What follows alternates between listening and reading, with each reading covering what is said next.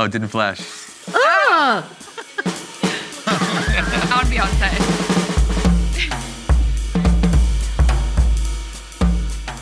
Hey everyone, welcome to Hairmergencies, the part of the show where we answer all your hair dilemmas and just your general questions about life. We are here to help you with all your hair emergencies. There's no problem too big or too small. We all have disasters. We have them all the time. Well, we'll try not to have them all the time, but, you know, we're here to help you answer any questions, so please drop them in the comments.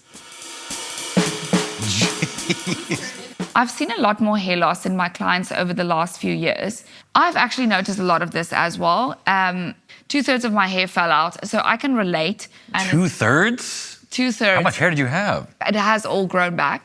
So I went straight on to minoxidil, which is like a hair sculpt tonic. And I also went on like a tablet, like a hair, skin and nail tablet. I also went on to collagen because I believe hair grows from the inside out, and then also whatever you can do from the outside. I always thought it grew from the bottom down. Oh my God, have you seen that video? Yeah. I thought it grew from here. I didn't know that. I did hair not know grew that. From the top. I did not know it grew from here. I thought it grew from down there. It grew from here. So is there just hair inside my hair? Have you seen this video? Yeah. Oh my God. I did not know that. It's the best video ever. Oh my God. I've superimposed my face onto that girl Oh in that my video. God. So Did there's you have the video of me lashes and saying it. everything? Yeah. Oh my God, it's so great. Okay. So I think with hair loss, I think a lot of like male and female clientele go through it, and it could be seasonal, it could be hormonal, it could be just Genetic like even. genetics. Like it's gonna happen. So there's a lot of things. My advice is to get your clients onto your hair thinning solutions sooner rather than later. And then let's say for a lot of my clients that are pregnant or having babies or whatnot, I would start them once they've had their baby on like a hair, like, you know, thinning something, because we know that that hair is going to be postpartum losing. So there's lots of things you can communicate with your clients.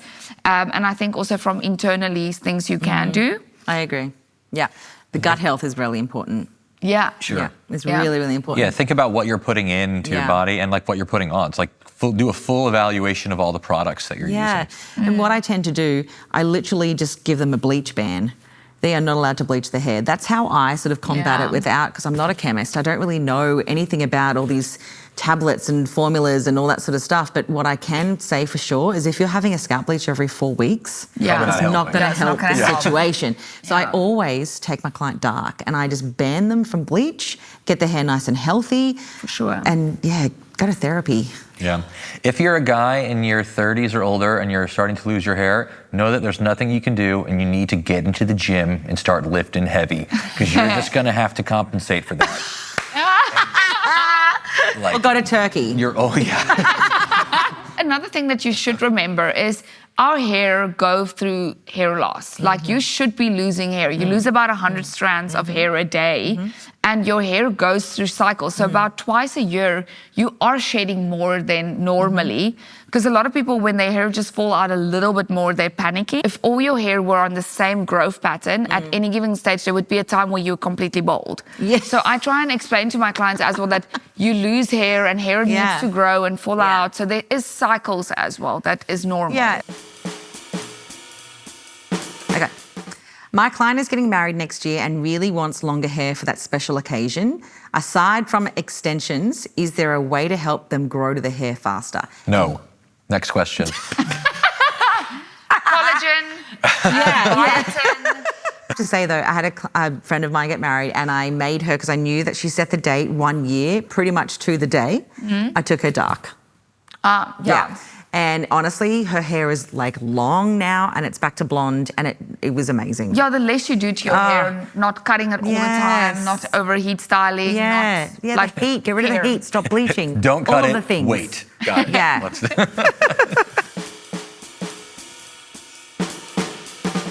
All right, I've got another question here, this time from Seymour Butts. Why am I getting all of these? Seymour Butts says, the other day I cut a client's hair unintentionally shorter than what we agreed on. Unintentionally. How would you handle the situation and how can I prevent that from happening in the future? What happened, Seymour?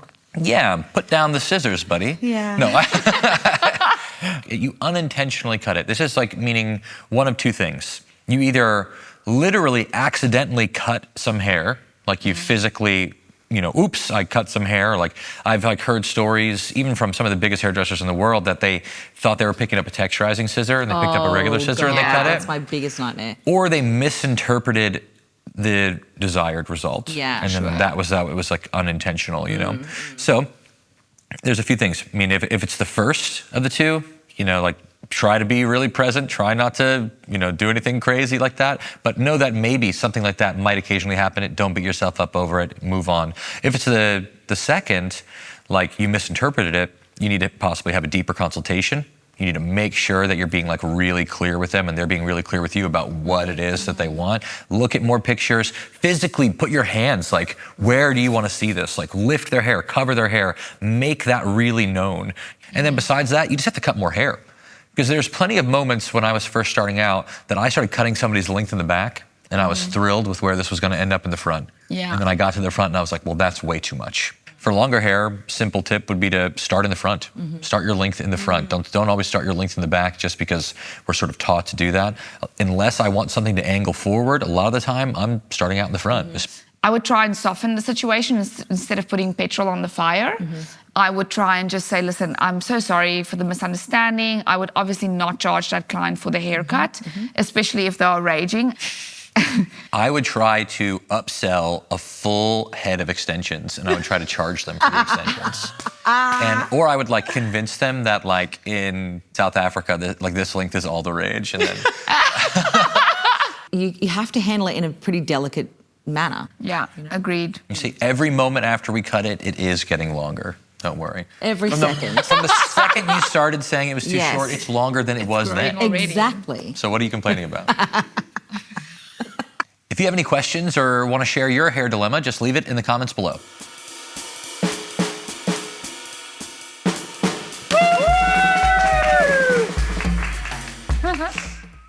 Did we finish on time? That's... Stop it. They're like, no.